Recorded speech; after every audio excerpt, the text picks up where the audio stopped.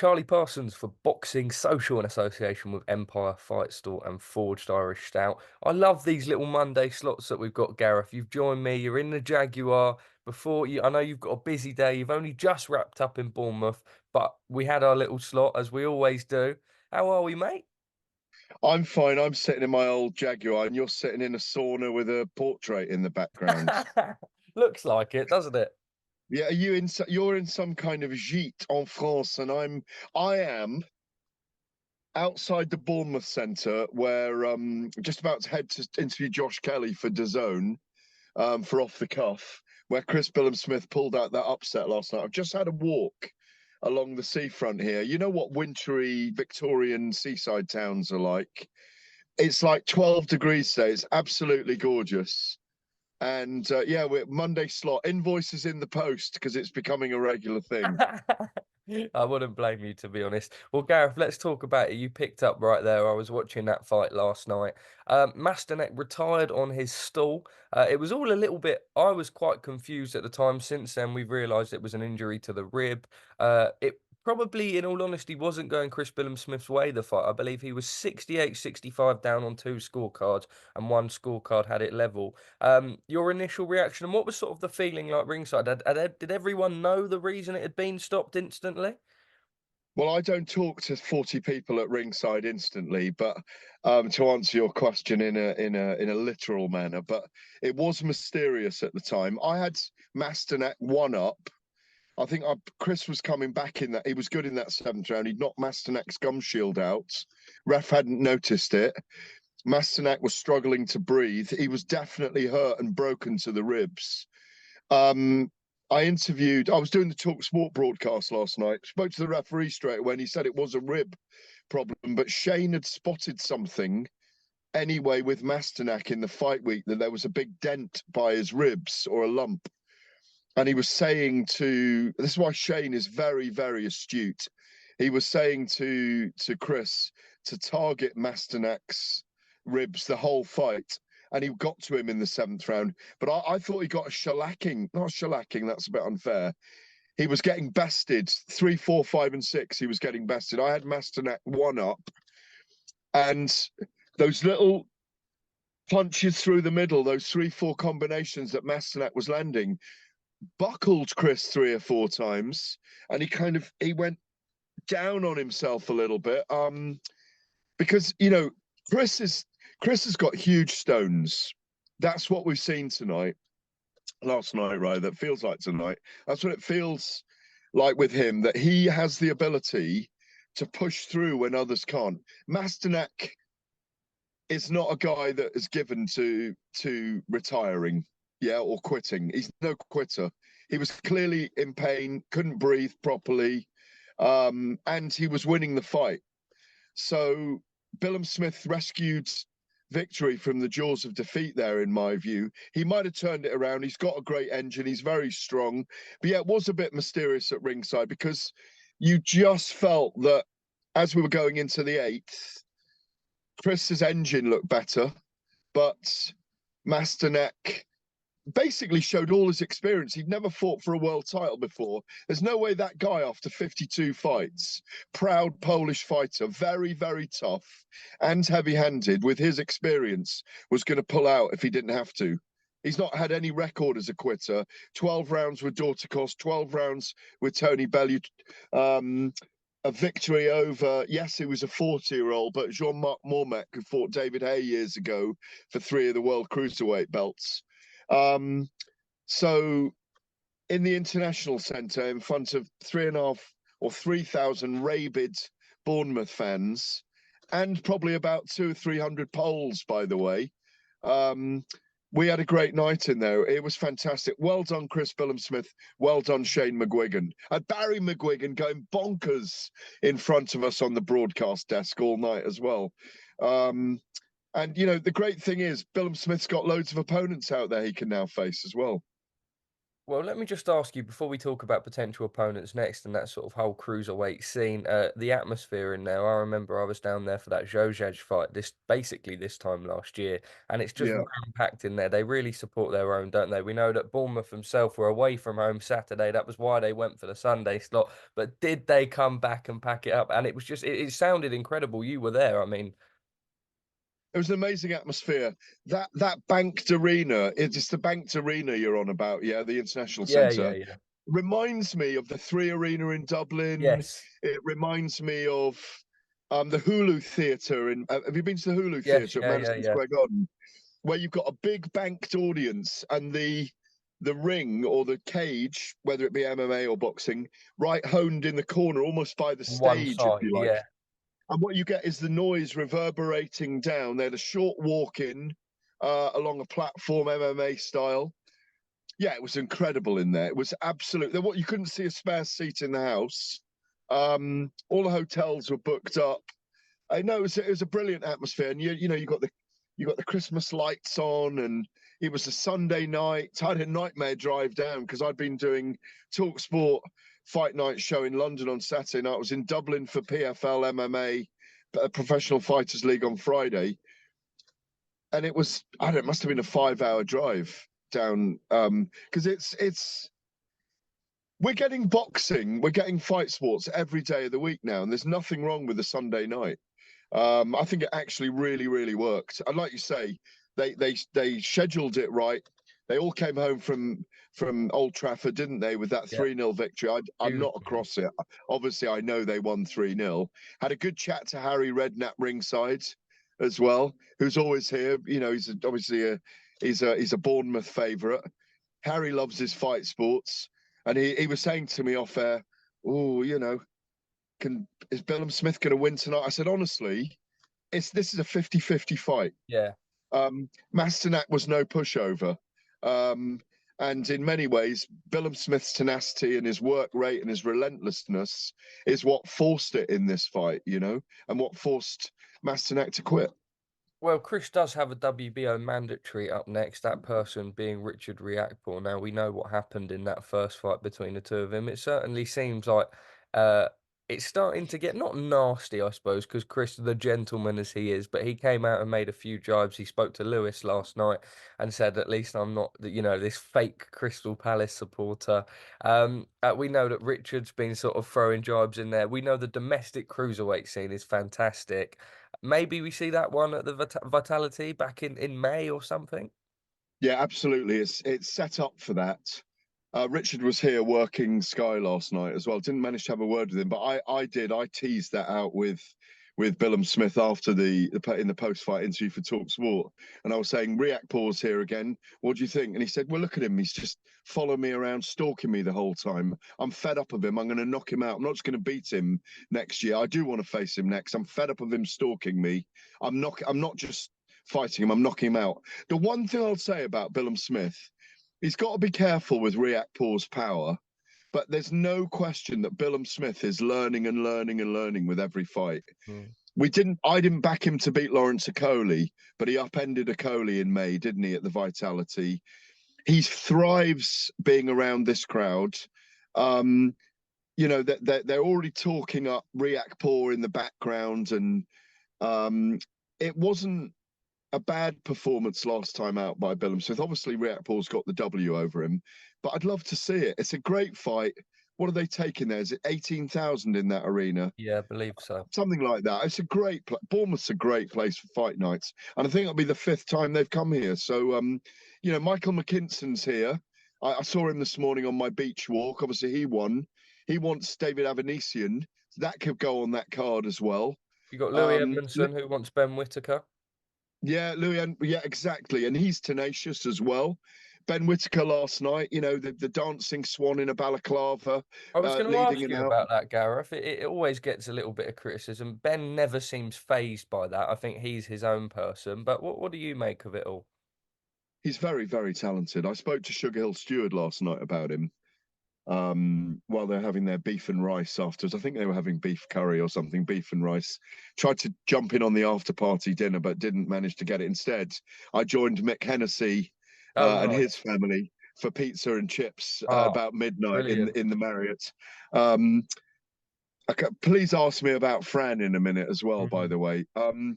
Yeah, I mean that's a good fight. The thing is with Ben, he's so talented. They always say you can't play boxing, yeah, but he kind of plays as well. Um, he's going to have to look.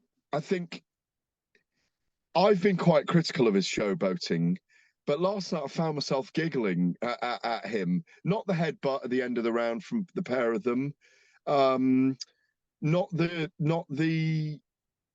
So I think there's a line where he's really entertaining, sliding in and out of exchanges. His movement's extraordinary. But I just remember Anderson Silva and Chris Weidman all those years ago Mm.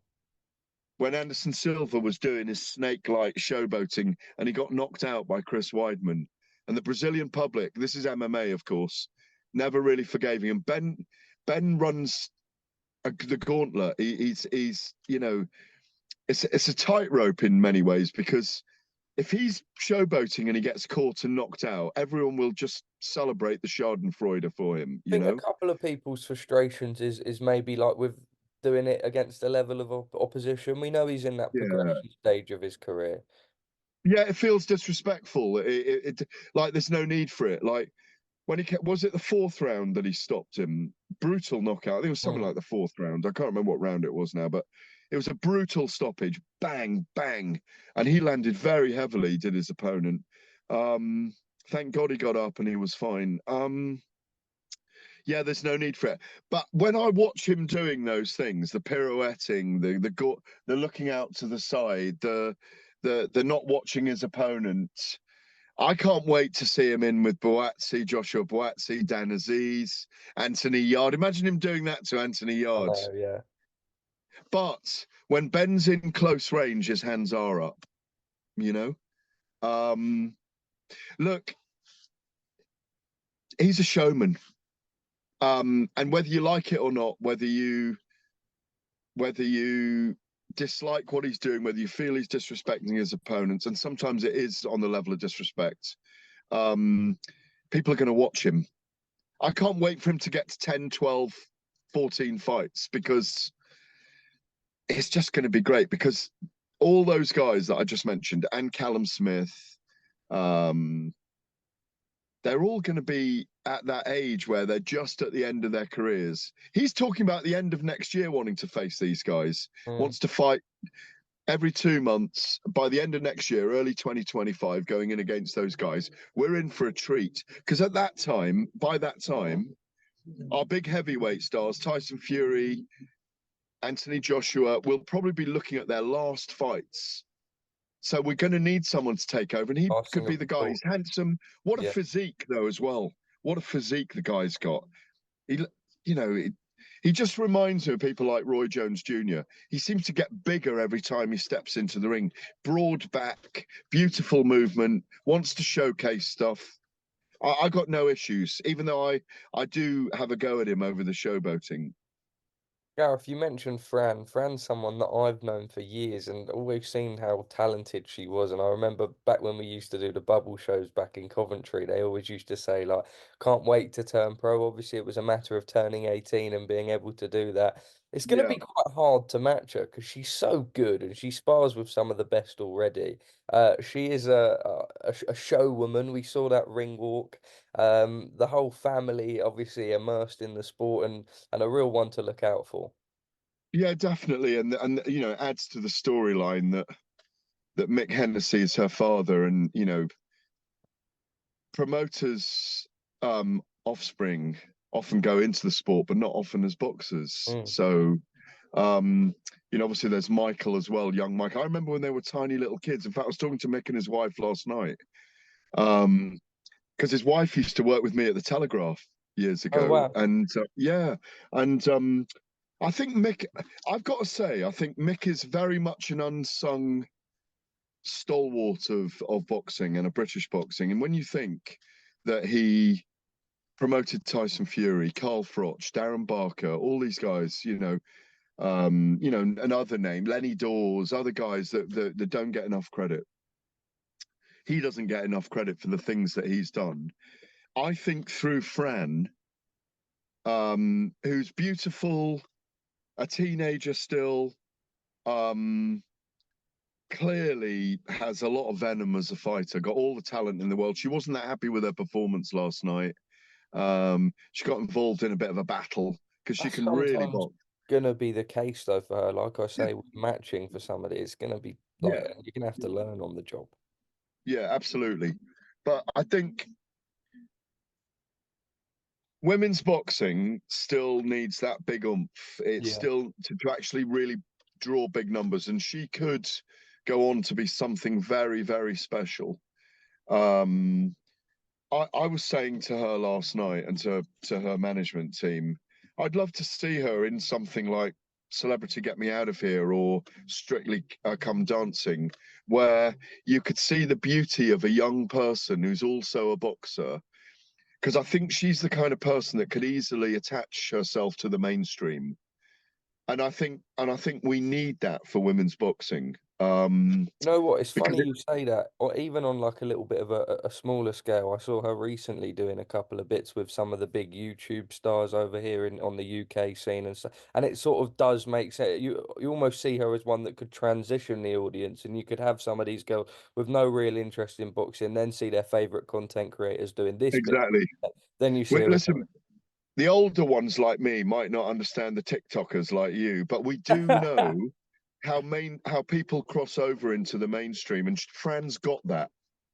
Um, and I also know when you look at Tony Bellew at the moment on Celebrity, when you look at David Hay and Amir Khan on there, boxers are used to going into camp, being around 7 or 8 people for 10 weeks, seeing no one else. So going into a highly pressurized cauldron, if you like, with Strictly. I mean, she can dance anyway. I was asking, did you not see my walkout last night? Can you not see? But even in the jungle, I could see her being an absolute star. Look what Tony Bellew's just done in Celebrity Get Me Out of Here. I don't watch it, but I know he was a runner-up, Yeah. and it doesn't surprise me. Um, so, the Dorset and Wiltshire Fire Brigade are on their way somewhere. Who are? Um, who are? I That's do done love wee it wee down here, wee, though. the old West Country accent. I no, but I went. I used to play a lot of sport down in the West Country. See, innit, me Bucky. Who are? Um, who are? Um, but so look, I think she's got it all. It was great to see her last night. I think Ben Shalom's got a tidy little stable. Lauren Price looked good last night. Like to see a bit more power from her. Unfortunately, Karis Art Install overheard me and gave me that look. You know that look she's got. The menacing one. Scary, isn't She is it? scary. Gareth, look, But I was just gonna say, sort of recapping on the whole weekend quickly, Devin Haney. Um, wow. I mean, this guy moved up to 140. It's mad because people are still calling him a weight bully, and it almost looks like he could probably go to 147 in his next fight. But we know that no, he that's can definitely his. go to 147. We Definitely go to know, we 147. know for the time being, I think 140 is. Bill Haney come out after the fight and said that Subriel Mateus has asked for 4 million, but I think there's a little bit of sort of quarrel going on about that. But on the performance itself, I mean, wow, won every round, put him down. I mean, it was just he's special. No, no, but we know that. I mean, I thought it would go that way Yeah, anyway. Did we speak about it yeah, we last did. week? We said the exact same thing last week. Yeah. Yeah. So, it's very, very good matchmaking. Um, the big tests for Devin Haney are Tank Davis, Shaka Stevenson, and Teofimo Lopez. Those are the three Mm, big tests, and they could all happen at 140 or 147. I want to see him in with Ryan Garcia as well. yeah.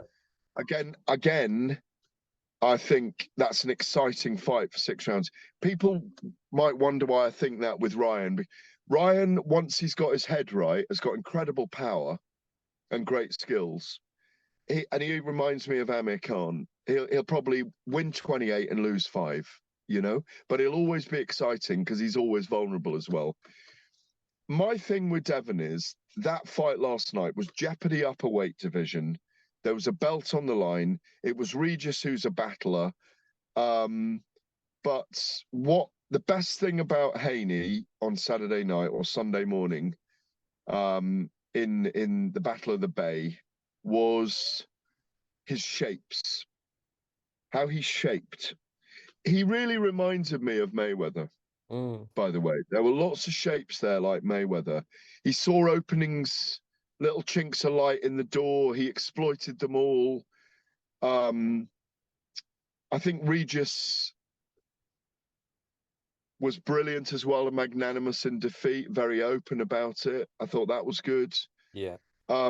Devin Haney may end up not stopping many other opponents in his career. He doesn't need to. He doesn't need to overexpose himself and go into massive exchanges. But I think Shaka Stevenson, Teo Lopez, I think his style is good for Teo Lopez as well, by the way. But Lopez is smart. He'll sit back and play counter games as well. But that's a great fight. The only guy that the two guys that may be giving problems, Haney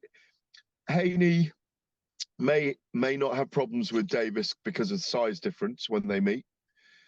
But I just think Shaka might. That's the super fight right That now is, for isn't me. it? Yeah, that is. It's a super fight, and I hope we get to see all these in the next 18 months, because with all the big fights in the heavyweight division going to Saudi Arabia at the moment, America needs those big fights.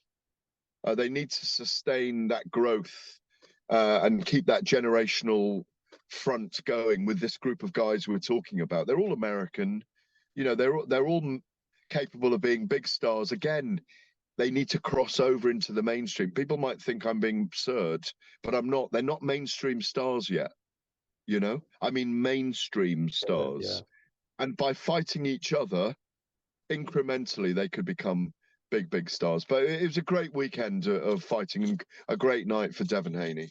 Just a few more quick ones. We saw that Jack Catterall, an offer was made to fight Josh Taylor in that rematch. Josh Taylor turned it down and said it was an 80% pay cut. What do you make of sort of the whole back and forth? We know that when they go, I mean, it would, if this fight happens, it'd probably be one of the nastiest build-ups that we'd see on UK shores in a long time. Maybe, but it's a fight we want to see. There should be good money in it for both of them, but it's a tough fight for Josh Taylor, I think. But I think Catterall's prepared to fight him at 147, isn't that right?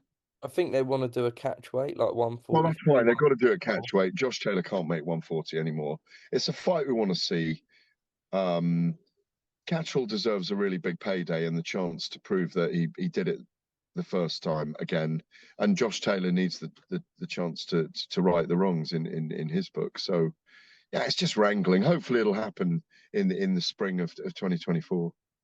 Conor Benn, Chris Eubank Jr., the We're topic of still talking about conversation that. for the We're last still year and a half, 2 years. Uh, Apparently Eubank's lost his pen. Do you think this fight happens, Gareth? Well, apparently Ben's lost his license again. I'm quoting them. Are we going to see it? I think it'll be delayed from February. I think even though Eddie's insisting they're going to go ahead and do it, yeah, maybe they do it. I mean, if they do, they do. But there's still this hearing in January, which isn't resolved. So, we shall see. Chantel Cameron has called for that third fight with Katie Taylor on the Yeah, post. that's As good. Croke That's Park, good. happy to go back to Ireland, we think. Definitely. She should go back to Ireland. Women's boxing is still growing. Katie Taylor is enormous in Ireland. Yeah, that's where they need to do it. That's where the bucks are. They're not anywhere else. Let's be realistic. Women's boxing is not as followed as men's boxing.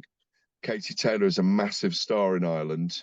Yes, it mitigates against Chantel because of the favoritism that will obviously exist for Katie Taylor. I mean, 80,000 people screaming for her. Every time she throws a jab in midair, it'll get screamed as like it's landed. But I hope Chantel gets a great payday. They've had two very, very close fights. And the third fight, in my view, will be just as close. Yeah, I hope it happens next year. Lastly from me, Joe Opetaia stripped of his IBF title for the Oh, he LSU. has been stripped now, yeah? He's been Yes. stripped. Now, semi, like people are giving credit to the IBF in the fact that they are strict, that they don't ever really allow bypasses on mandatories. The problem with this is 2 weeks before the fight, making the issue. Would if you're, would you not raise the issue at the time? Now, a lot of people came out and said, okay, Opetaia Zorro probably is a mismatch, but would we have not liked to see the clarity on the belt situation back when the fight was announced rather than 2 weeks before the day of reckoning? Oh, well, it's boxing politics here. It's about they probably wanted him to face that mandatory in Saudi, so they got their sanctioning fee, all those kind of things. It's probably political. He's probably being paid handsomely to fight on the Day of Reckoning card on December 23rd. And frankly, he's got such a good standing now in the cruiserweight division that everyone would want to pull him in for him to fight other people. So it's one of those cases where the belt doesn't matter to He's him. got the ring as well. Yeah, exactly. Listen, bud, I've got to go because I've Go. got an hour and 45 minutes to drive. And I don't want to drive doing this. I got to get to Josh Kelly in Surrey. Adam Booth will be Gareth, screaming at me if I'm late. do your thing, my man. Thank you for speaking to us at Boxing Social.